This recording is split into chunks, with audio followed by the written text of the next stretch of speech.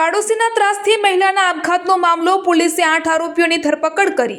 મોરબીના ફ્લેટમાં રહેતા પાડોશીઓના કથિત ત્રાસથી કંટાળીને એક મહિલાએ આપઘાત કરી લેતા ચકચકાર મચી જવા પામી છે। આ ચકચકારી બનાવમાં મૃતકના પુત્ર દ્વારા 8 શખ્સો વિરુદ્ધ ગંભીર આરોપો સાથે ફરિયાદ નોંધાવવામાં આવી છે।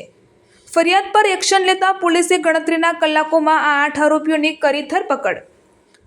मनोजभाई रमणीकभाई आद्रोजा, विशालभाई अमरसिंहभाई घोड़ासरा, नीलेशभाई प्रभुभाई बारैया, भाविकभाई कारूभाई विरमगाम, केवल कारूभाई विरमगाम, रमणीकभाई उर्फ धामी आद्रोजा, नानजी जीवाणी, विलासबेन सौसाणी मृतकना पुत्रनी हૈયાવરણમાં આ બનાવ સંદર્ભે મૃતકના પુત્ર નરેન્દ્રભાઈ પંચોટિયાએ મીડિયા સમક્ષ પોતાની વ્યથા ઠલવતા જણાવ્યું હતું કે પાડોશીઓ દ્વારા સતત હેરાનગતિ કરવામાં આવતી હતી, જેના કારણે તેની માતાએ આ આત્યંતિક પગલું ભરવું પડ્યું હતું। તેમણે જવાબદાર શખ્સો સામે કડક કાર્યવાહીની માંગ કરી છે। હાલમાં મોરબી પોલીસે આ તમામ આરોપીઓની પૂછપરછ હાથ ધરી છે અને કયા કારણોસર ત્રાસ આપવામાં આવતો હતો તે દિશામાં વધુ તપાસ તેજ કરી છે। શું નામ તમારું? નરેન્દ્ર છગનભાઈ પાંચોટિયા। નરેન્દ્રભાઈ, શું બનાવ બન્યો હતો? બનાવમાં 24/9/2024 જ્યારે પાર્કિંગમાં મારા મમ્મી અને એપાર્ટમેન્ટની મહિલાઓ પાર્કિંગ ધોતા હતા ત્યારે મારા મમ્મી નીકળ્યા તો મારા મમ્મીને એવું કીધું કે ચંપલ હાથમાં લઈ લે, પાર્કિંગ બગડે છે, ચંપલ તું હાથમાં લઈ લે, પાર્કિંગ બગડે છે, એમ કરીને બોલાચાલી કરી।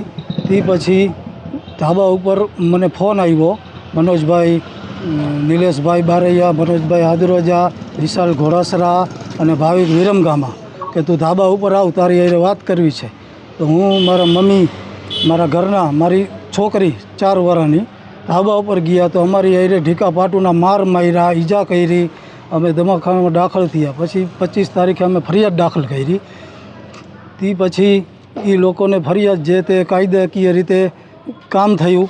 પછી અવારનવાર હેરાન પરેશાન ત્રાસ આપતા હતા, મારા મમ્મીને ધમકી દેતા હતા કે તને મારી નાખશું, આમ કરી નાખશું, તેમ કરી નાખશું। અંતે નીલેશભાઈ બારૈયા, જેને મારા મમ્મી સાર્વજનિકમાં બેઠા હતા તો ગાડી ચડાવી દેવાની કોશિશ કરી અને ધમકી આપી।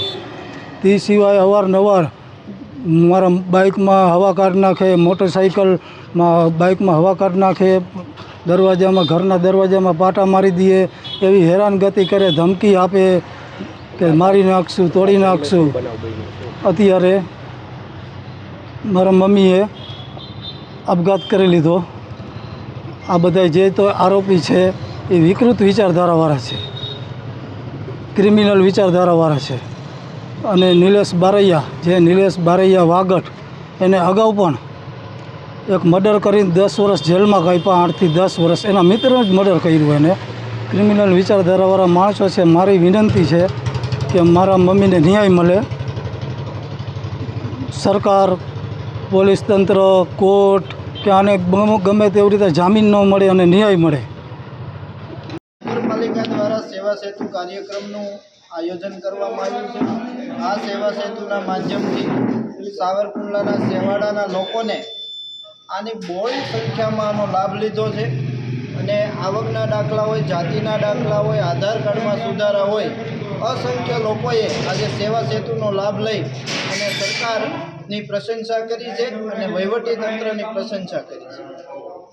ગુજરાત સરકારના વહીવટમાં ગતિશીલતા, પારદર્શિકતા અને નાગરિકોને પોતાને મળવાપાત્ર સેવાઓ એમના ઘર આંગણે મળે એવા ઉદ્દેશ સાથે સેવા સેતુના કાર્યક્રમો શરૂ કરવામાં આવેલ છે। આ અંતર્ગત 11મા તબક્કાના સેવા સેતુ સમગ્ર રાજ્યમાં યોજાઈ રહ્યા છે। ત્યારે આજરોજ શહેરી વિસ્તારનો સાવરકુંડલા નગરપાલિકા કક્ષાનો સેવા સેતુ 11મો તબક્કો કાર્યક્રમ યોજાયો છે। સમગ્ર તાલુકા વહીવટી તંત્ર દ્વારા શહેરના લોકોને એમના વિસ્તારની જે કોઈ સેવાઓ છે એ વ્યક્તિગત સેવાઓ અહીંયાથી મળી રહે એવો અભિગમ છે અને એ મુજબ જે અરજદારો અહીંયા આવે છે એમના મળવાપાત્ર લાભો અહીંયા મળી રહે એવું આયોજન કરવામાં આવેલ છે। દેશ અને દુનિયાના સમાચાર જોવા માટે અમારી ચેનલ વાત્સલ્યમ સમાચારને સબસ્ક્રાઇબ કરો અને બેલ આઇકોન પર ક્લિક કરો, જેથી આપને રોજે રોજની તમામ અપડેટ મળતી રહે। સાથે જ અમારા ફેસબુક અને ઇન્સ્ટાગ્રામ પેજને ફોલો કરો।